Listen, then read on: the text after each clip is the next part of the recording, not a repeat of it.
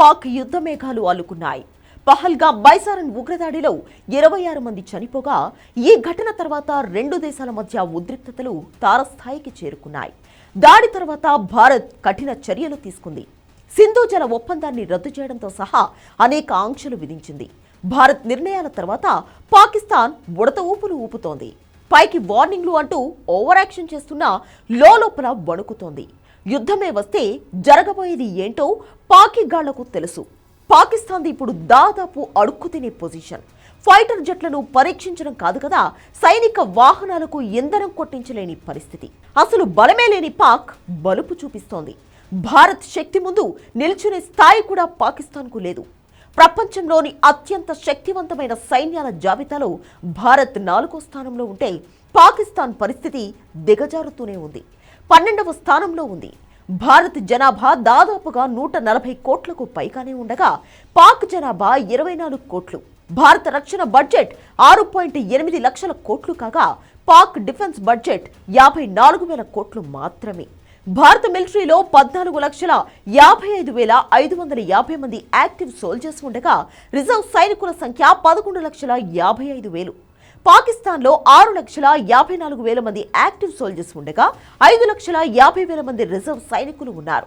భారత్లో 25,27,000 మంది పారామిలిటరీ సైనికులు ఉండగా పాకిస్తాన్ దగ్గర 5 లక్షల మంది పారామిలిటరీ దళాలు ఉన్నాయి. ఇక భారత్ దగ్గర 4,201 యుద్ధ ట్యాంకులు ఉండగా పాకిస్తాన్కు కేవలం 2,627 మాత్రమే ఉన్నాయి. భారత్కు T-90 భీష్మ, అర్జున్ ట్యాంకులు, బ్రహ్మోస్ క్షిపణులతో కూడిన హైటెక్ వాహనాలు, పినాక రాకెట్ వ్యవస్థలు ఉన్నాయి. భారత్లో 1,48,594 సాయుధ వాహనాలు ఉండగా పాక్ దగ్గర కేవలం 17,516 మాత్రమే ఉన్నాయి. వైమానిక దళంలోనూ భారత్ సూపర్ స్ట్రాంగ్. మన దగ్గర 2,229 ఎయిర్ క్రాఫ్ట్లు ఉండగా అందులో 600 ఫైటర్ జెట్లు, 831 సపోర్ట్ ఎయిర్ క్రాఫ్ట్, 899 యుద్ధ హెలికాప్టర్లు ఉన్నాయి. పాకిస్తాన్ దగ్గర 1,399 విమానాలు ఉండగా వాటిలో 328 ఫైటర్ జెట్స్.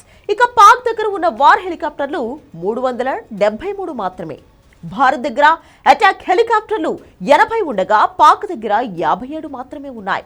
భారత్ దగ్గర 6 ఏరియల్ ట్యాంకర్లు ఉండగా పాకిస్తాన్ దగ్గర 4 మాత్రమే ఉన్నాయి.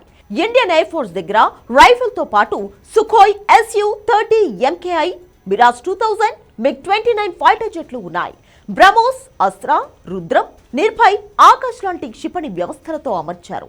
పాకిస్తాన్ దగ్గర JF-17 థండర్, A-16 మిరాజ్ యుద్ధ విమానాలు ఉన్నాయి.